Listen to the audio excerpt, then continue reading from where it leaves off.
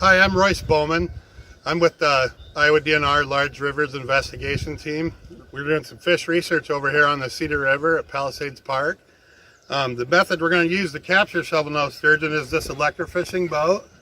And this works really well for sampling scaled fish and fish like sturgeon. And what it does is it puts a pulse DC format of electricity out that the fish are attracted to the front where they become stunned, and then we dip net them into the tank for later to work them up and tag them. Hi, I'm Ryan Hupfeld, the Large Rivers Fish Research Biologist. Our Large River Investigation Team is located out at Bellevue on the Mississippi River. A lot of our research is based out of the Mississippi River, but we do research on interior rivers such as the Cedar River that we're at today and the Des Moines and Iowa rivers. All of these interior rivers are interconnected with our larger main stem Mississippi River, so they provide an important resource. This is a pretty good sturgeon spawning habitat for them. So we're here. It's a long-term study. This is the 13th year, I believe, for tagging and recapturing shovel-nosed sturgeon. And our primary goals are to evaluate growth and survival of shovel-nosed sturgeon, as well as their spawning periodicity, or how often do these males and females come up to spawn.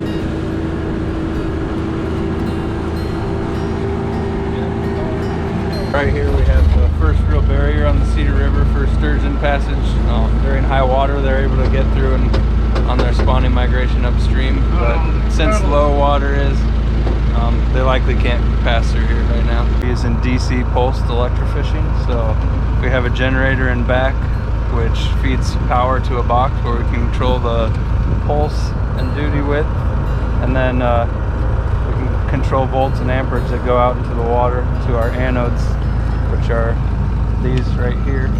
That temporarily stuns the fish. It actually relaxes their muscles, so we're able to dip net them up, and we'll put them in a tank of water in the back, so we're able to get a length and weight on them and tag the fish for research purposes.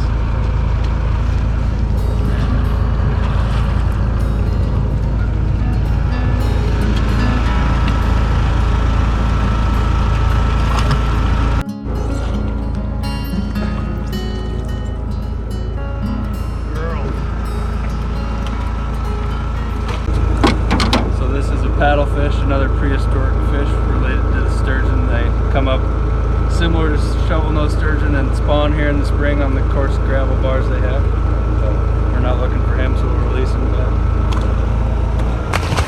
So this is a silver carp, one of the Asian jumping carp that we see. They're a recent invader in our tributaries. They're causing a lot of problems in our ecosystem. They outcompete a lot of our native species for forage for food because they're feeding on zooplankton and phytoplankton, which every fish at some point in their life has to feed on that. So they're causing major problems in our river systems.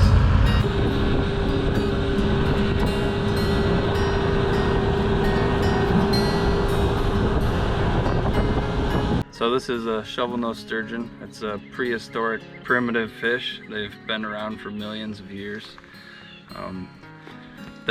They feed on primarily invertebrates on the bottom of the substrate, so they have a real soft mouth here, and they use these barbels as sensory to find their invertebrates and prey items.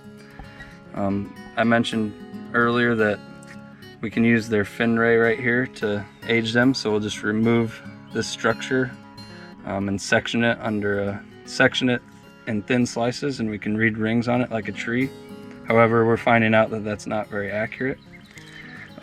These fish they migrate a lot in the spring to these tributaries, and on multiple tributaries in Iowa there's some spawning habitat for them, so we're monitoring their growth rates, their spawning periodicity, or how many times they spawn or how often they spawn. What we're seeing there is males spawn every 1 to 2 years and females spawn every 2 to 4 years, and that comes into play in our regulation system. In the Mississippi River, they're commercially harvested for their caviar. And as you can see, this one has a pretty large belly on it, and it's likely full of eggs for caviar production. So this is a potential source of young in these tributaries to maintain that population. Once the fish spawn and they hatch, they'll drift hundreds of miles out to the Mississippi River where they grow to adulthood before making the migration back upstream. And we're also looking into that a bit further. A lot is unknown of when they come into these tributaries, so we're deploying a telemetry array. So if it will implant a tag into the stomach of the fish, and then they'll swim past these stationary telemetry receivers that we mount on bridge piers, and we'll be able to see the timing of their spawning migration, at what size they move up these rivers, and if there's difference between male and female. Something cool about sturgeon are these scutes that they have. It's really thick armor. It's partially why they've been able to survive for millions of years, and they're really sharp. But they're also fun to catch recreationally. There's a lot of recreational harvests or recreational fisheries in our tributaries that you can take advantage of as well. And that's what our goal is, to monitor and create a sustainable population for the future. So pretty much every sturgeon species around the world have been over-harvested because of caviar. It's a very lucrative market. This is pretty much the only species in the world that still has sustainable harvest for mature females. So their numbers have been reduced over the years, but are pretty stable currently. So because of our mark recapture data, we're able to look at their growth rates over time, like I previously mentioned. And what we see is when they reach about 550 millimeters or 22 to 4 inches, they stop growing, or their growth slows to a very slow rate at about 3 millimeters per year. So we think they get much older than previously thought. The previous age estimates on this river, from reading just their fin ray, it's just like reading rings on a tree under a microscope, is only out at 16 on the Cedar River. And based on our growth rates, they're predicted out to be much older than that. So we're sacrificing a few individuals for bomb radiocarbon analysis. And what that is when they were doing nuclear bomb testing in the 50s and 60s, it had a 100% increase on carbon in the atmosphere, and it laid down a mark in these fish's otoliths, which is a ear bone in their head they use for balance and sensory type stuff. So we can extract that bone and test for that signature of carbon in their otolith. So we're tagging these with a bird band.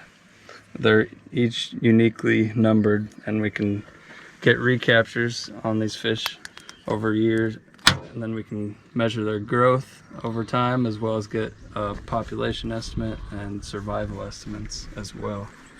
And then we also tag it with a pit tag, which is just like a microchip they put in your pets to track them.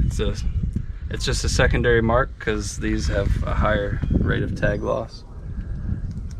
And we can scan these with this reader, and it'll give us another uniquely identified number to track these fish with.